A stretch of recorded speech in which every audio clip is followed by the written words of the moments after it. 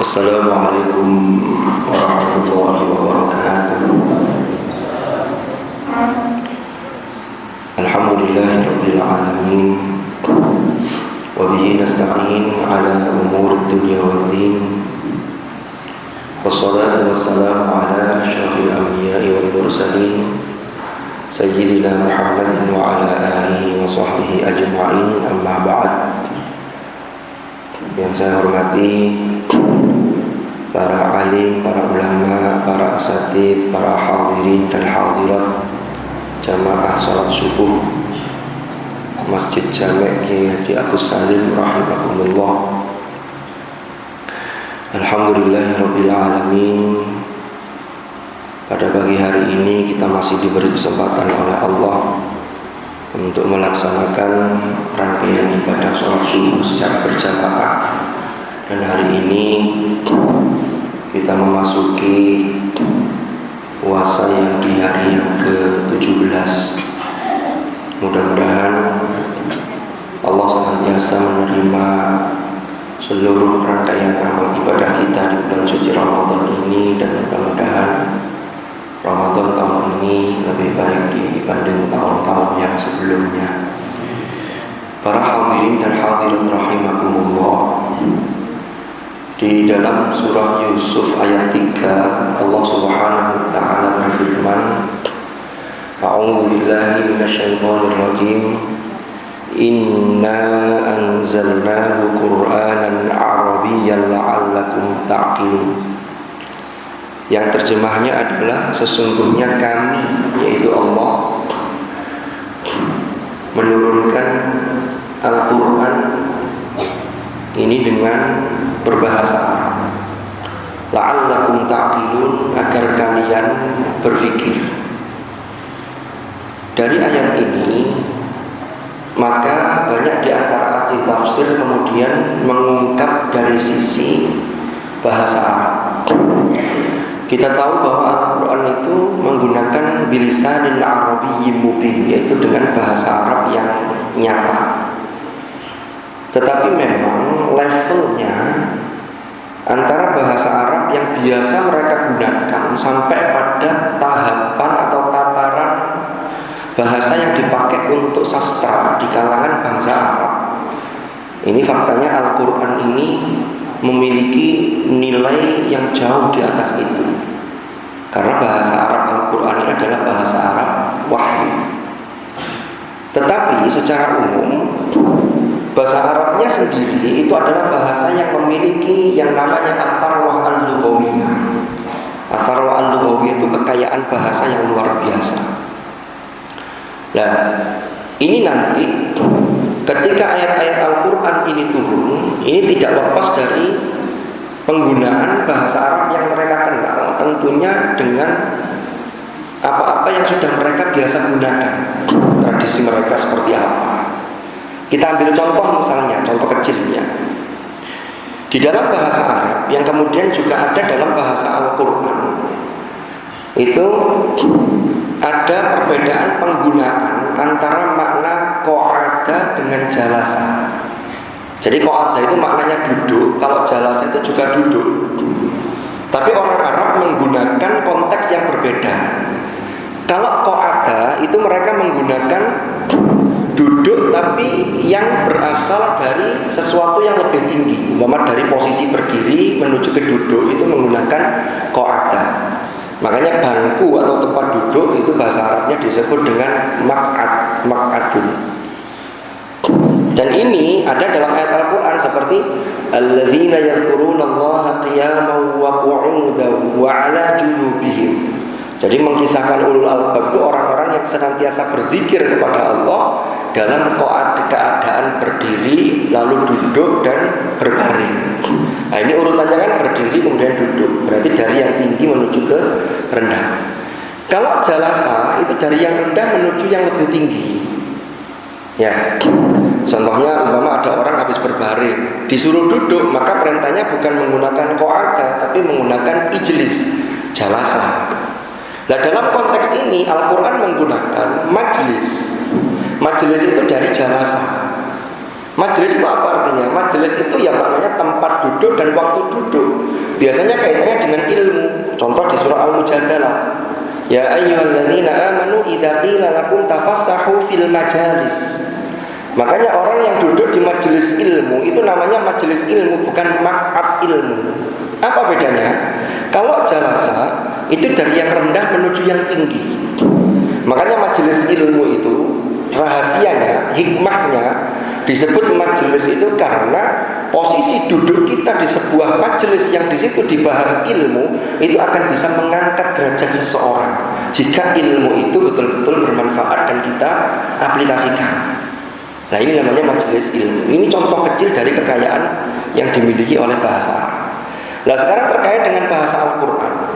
Orang Arab itu sudah biasa menggunakan istilahnya itu dalam bahasa Arab disebut at-taqdim wa ta'khir. Jadi mana yang didahulukan, mana yang diakhirkan. Ini ternyata ada rahasia tersendiri.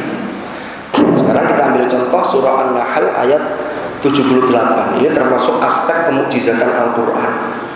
Allah berfirman dalam surah An-Nahl ayat 78, wallahu akhrajakum min butuni ummahatikum la ta'lamuna syai'a wa ja'ala lakumus sam'a wal absara wal af'idata la'allakum tashkurun. Kalau kita baca terjemahan, kita hanya dapat makna terjemahan seperti ini.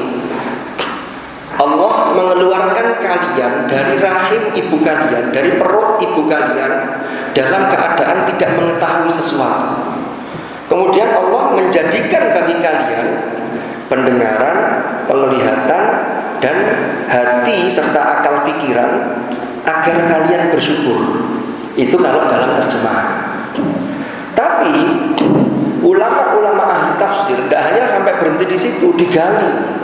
Apa yang mereka gali? Ini dari sisi urutan.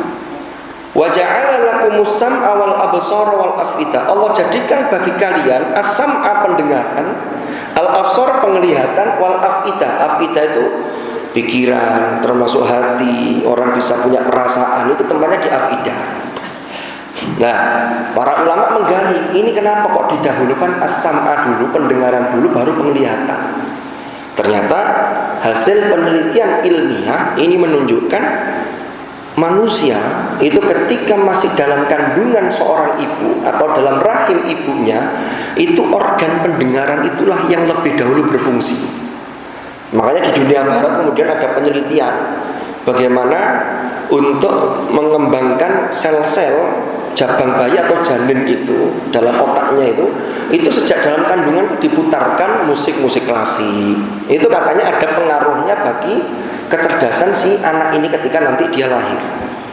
Nah, sementara dalam Islam ya dibacakan ayat-ayat suci Al-Quran.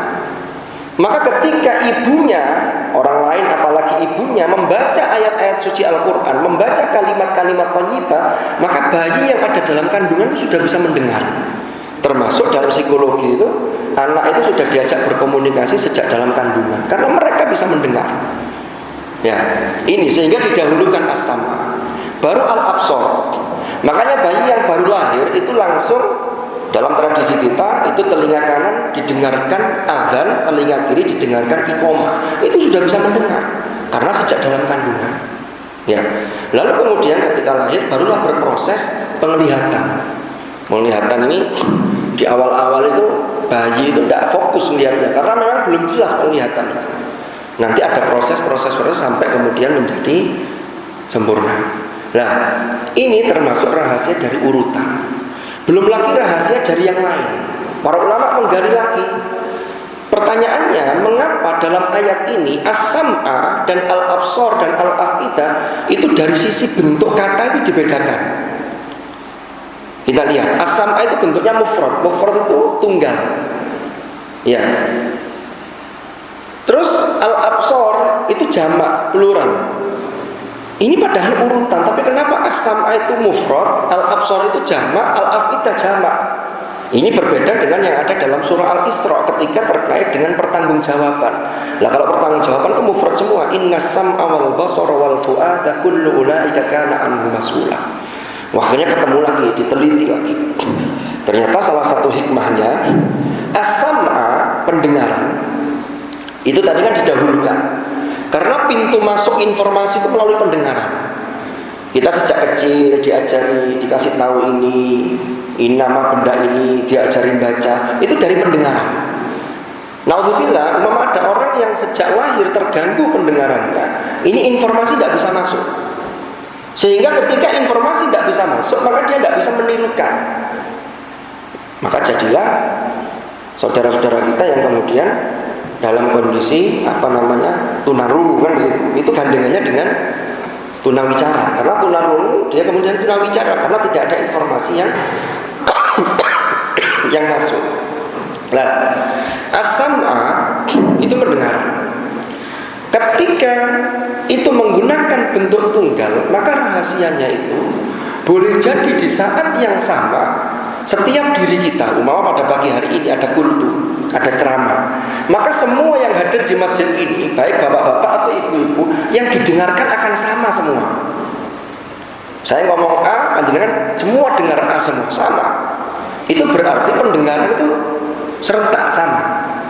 Tetapi kemudian kalau kita kaitkan dengan ayat yang lain, ada ayat ulul albab itu cirinya adalah alladzina yastami'una al-qaula fayattabi'una ahsana. Yaitu orang-orang yang mendengarkan ucapan, perkataan termasuk kalamullah, kemudian fayattabi'una ahsana, kemudian mereka mengikuti yang terbaik di antara qaul itu. Nah, ketika orang setelah mendengar pulang dari sini, maka absornya bisa banyak, bisa berbeda-beda. Maka menggunakan jamak. Kenapa? Karena ada yang pulang dari sini kesannya begini, walah ceramahnya itu sudah pernah disampaikan sama ustadz ini, itu baleni mana? Ada lagi yang komentar lagi, itu berbeda-beda, tapi tidak melakukan. Tapi ada yang setelah mendengar yang sama, kemudian dia berpikir, iya ya, memang sama materinya, tapi sudahkah saya melaksanakan umpama terkait dengan kebaikan yang disampaikan?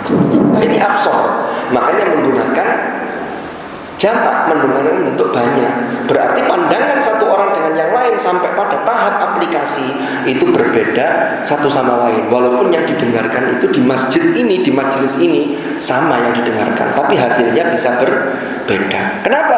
Af'idah juga begitu. Itu diolah dalam hati, af'idah. Maka menggunakan jamak juga.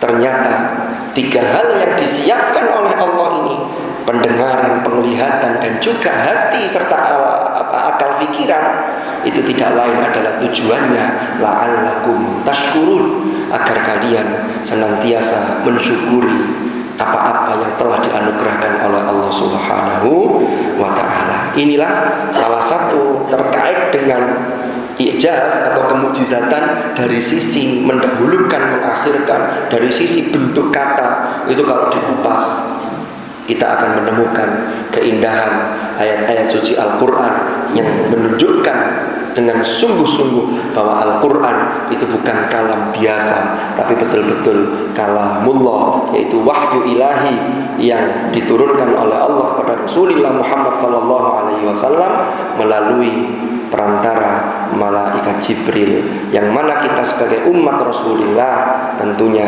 bagaimana kita menggali kandungan Al-Quran untuk kita mendapatkan petunjuk dari Al-Quran itu, karena Al-Quran adalah hudan linnas dan juga hudan lil muttaqin. Mudah-mudahan manfaat. Wallahul muwaffiq ila aqwamit thoriq. Kurang lebih mohon maaf. Assalamualaikum warahmatullahi wabarakatuh.